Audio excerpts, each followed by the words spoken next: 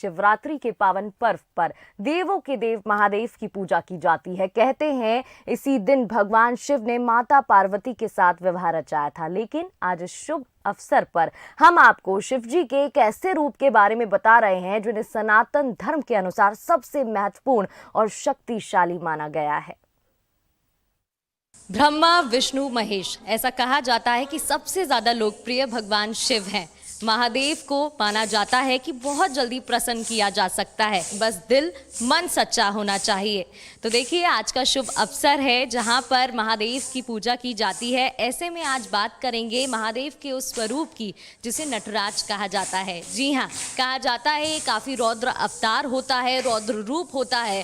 तो ऐसे में नृत्य साधिकाएं किस तरीके से भगवान शिव की आराधना करती हैं, साधना करती हैं, इस बारे में जानेंगे, उनसे बातचीत करेंगे। चलिए, तो देखिए यहाँ पे कई नृत्य साधिकाएं हैं, यहाँ पर नृत्य करती नजर आ रही हैं। सबसे पहले मैं आपसे जानना चाहूँगी, अगर हम भगवान शिव की बात करते हैं तो डांस के क्षेत्र में, नृत्य के क्षेत्र में काफ़ी महत्व माना जाता है, उनकी आराधना की जाती है। नटराज की जो एक ट्रॉफी होती है वो भी दी जाती है। किस तरीके से आप देखती हैं, कैसे पूजा करती हैं?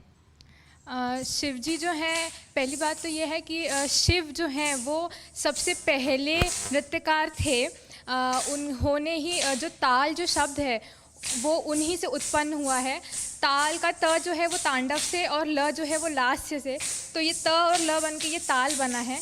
तो वो हम लोग उसको इतना ज़्यादा सुप्रीम मानते हैं डांस में, क्योंकि उनसे ही ये जो पूरी कला है इसका आरंभ हुआ था। अगर कोई बोल आपके दिमाग में हो जिससे शिव जी को याद किया जाता है या उनकी आराधना की जाती है, तो वो बोल कौन सा होगा? ये एक फरन है, इसमें शिव जी का जो क्रोध है, उनका जो रौद्र रूप है वो दिखाया गया है। तो ये फरन कुछ ऐसी है: धिट कतान धिट कतान धिट धिट कतान धिट धिट कतान धा धिट धिट कतान धा धिट कतान धा धिट कतान धा। बिल्कुल, तो यहाँ पे प्रस्तुति भी दे रहे थे, उसका मतलब भी जान लेते हैं कि आखिर में उसका अर्थ क्या है। मैम, सभी यहाँ नृत्य कर रहे थे और एक छंद प्रस्तुति अभी छंद की गई है, अगर उसका मतलब हम दर्शकों को बताना चाहें तो क्या है? बिल्कुल, ये शिव जी को समर्पित एक छंद था, जिसको हम कवित्व भी कहते हैं। इसमें भगवान शिव का पूरा रूप बताया गया है।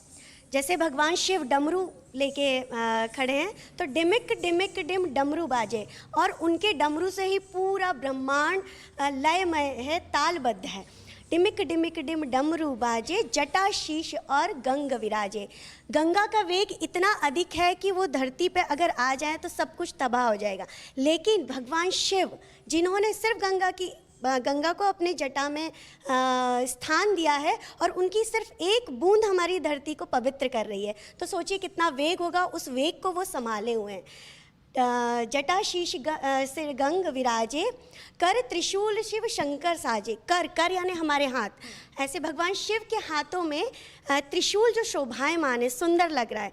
शंकर साजे, पार्वती पति शिव हर हर हर महादेव। पार्वती जिनकी अर्धांगिनी है, तो बिना शिव और शक्ति के तो कुछ संभव है ही नहीं।